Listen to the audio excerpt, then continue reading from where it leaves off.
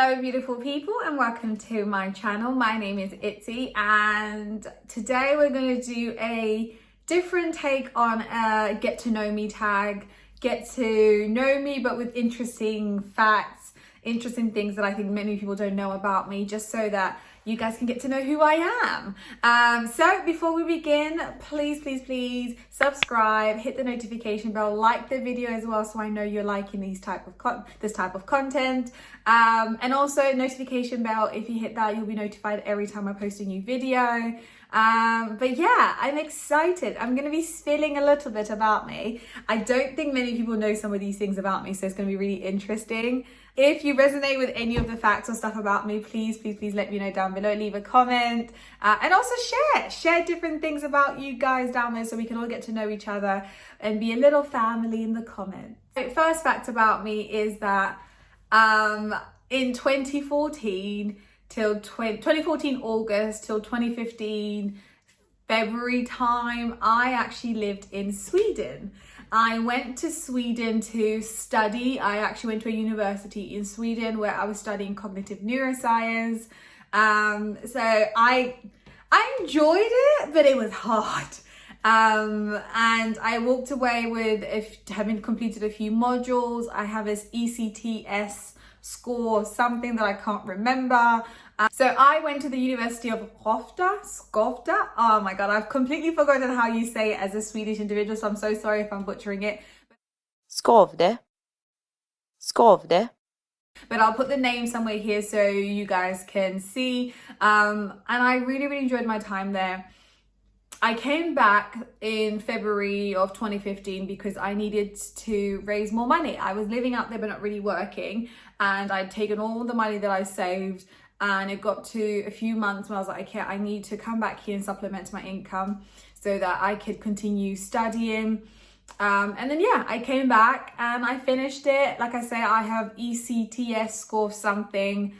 I enjoyed it. Not for me, actually. In hindsight, I'm like, why was I going to study cognitive neuroscience? Like, I'm not that brainy. But and if you ask me a single thing that I learned in that time, I couldn't tell you. But I enjoyed it. It was an experience, and winter in Sweden is none like no other. Like, it's cold, but actually I think British weather is a lot colder.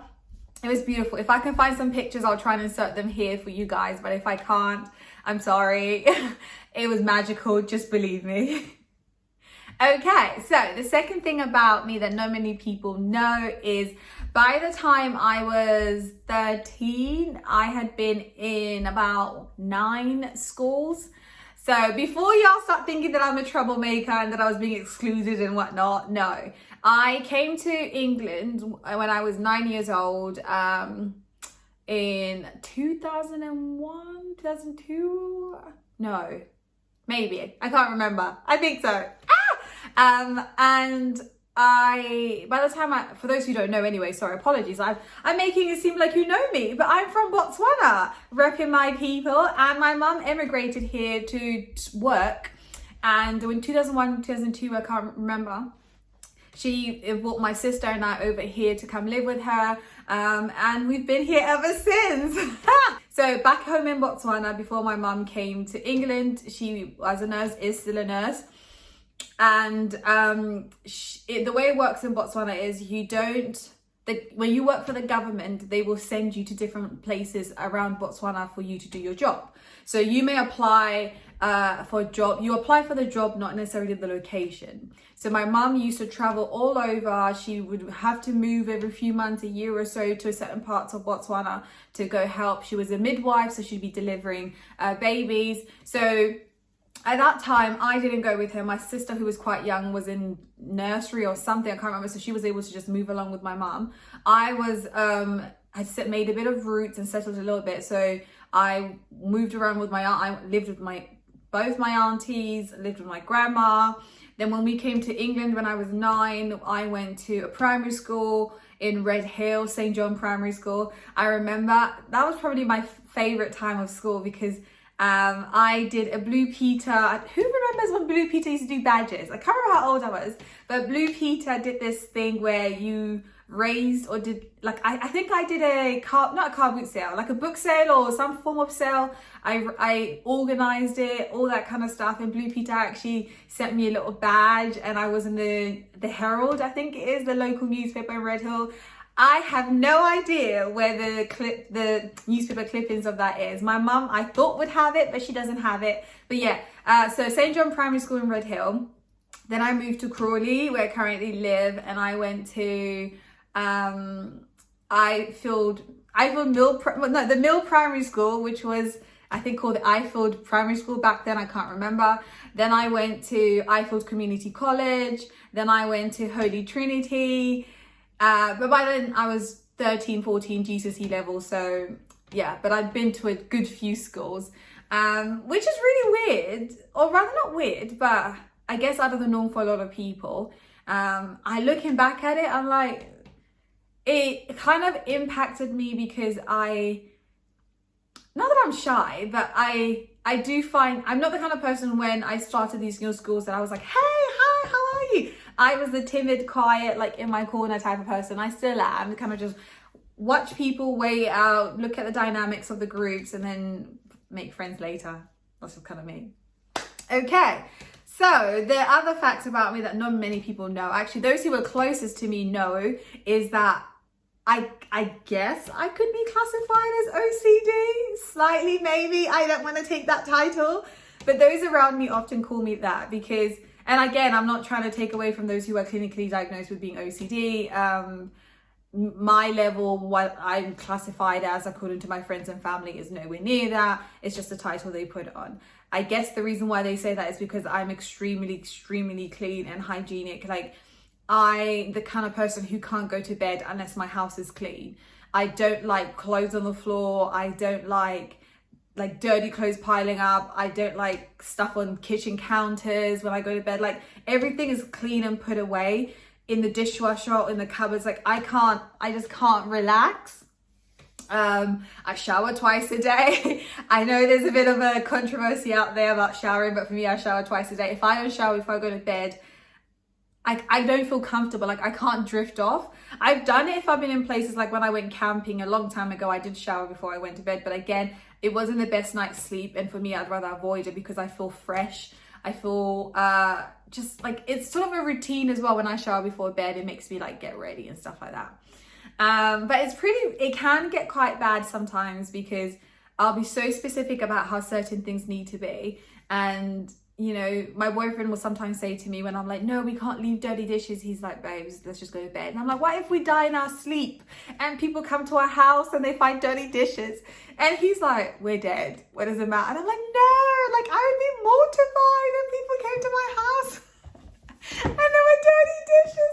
Like, that level of craziness, you know, sometimes, and just like with washing or brushing your teeth or stuff, I'm like, I don't know, I'm so obsessive about it sometimes. But I will say my mum and sister are exactly like me. I get it from my mum, absolutely. My sister gets it from my mum, but we are all the same but similar in different ways. So yeah, I am classified as OCD by my family and friends. Okay, so moving on. Another embarrassing thing about me is I can't swim or ride a bike. Okay, don't come for me. I never learned as a baby or when I was young. When we came to England, I remember my sister took language lessons. I can't remember what I did, but I never learned how to swim. Actually, I think my sister took swimming lessons because I remember she's an okay swimmer. She doesn't feel comfortable in open like waters, like in the sea, but in a pool she's okay. But I never did any of that. I never learned how to swim. When I was growing up, I don't remember having a bike. I know my sister had a bike, but I just never did any of these things. So growing up, I've never had the urge to do it or, you know, to learn. And they do say the older you get, the harder it is. That's why they say you can't teach an old dog new tricks.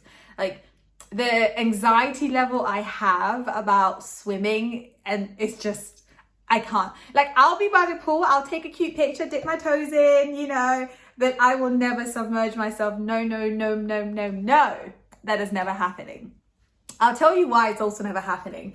years ago, I went to Egypt, Shamshik. Oh God, I forgot how you say it. I was in Egypt for a trip with some two friends, or these two people that I used to know. And when we were there, they had this pool with this like, what do you call it? A slide? Yes, a slide down the pool.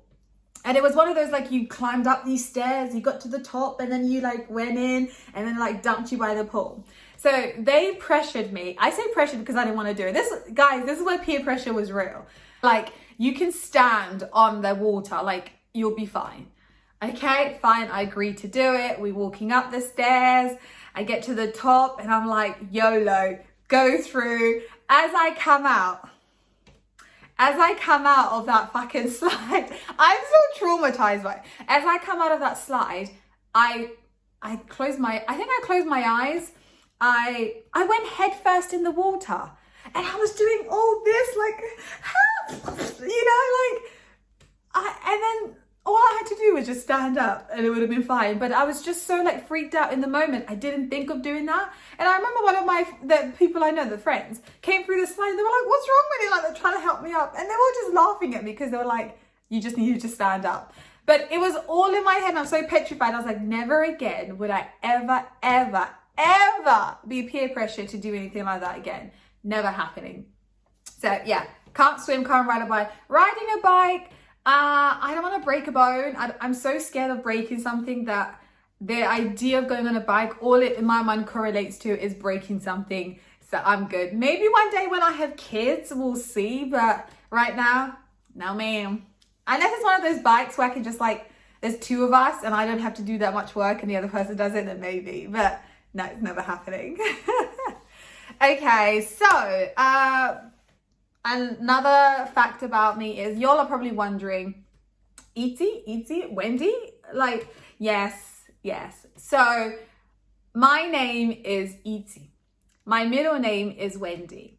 For a long time when I was young, I went by Wendy because, to assimilate, to make it easier for those around me, for the Caucasians or my white counterparts to understand my name, because it got a little bit difficult having to correct them every single time. Itse, like, how do you say it? How do you say it? And so I found it easier to go by Wendy.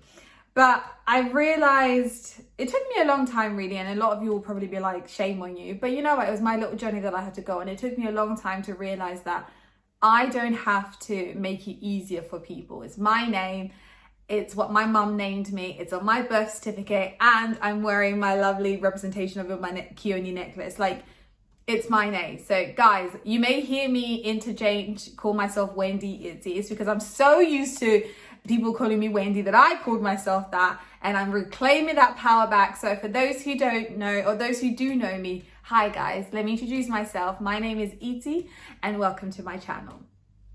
Okay, last fact or interesting thing about me is I live for music. Love music. I will sing anywhere and everywhere, in the shower, in the car, anywhere you will catch me singing. Now, I'm one of those people who probably would never get through to what's it called now? X Factor or American Idol? No, like my voice is no.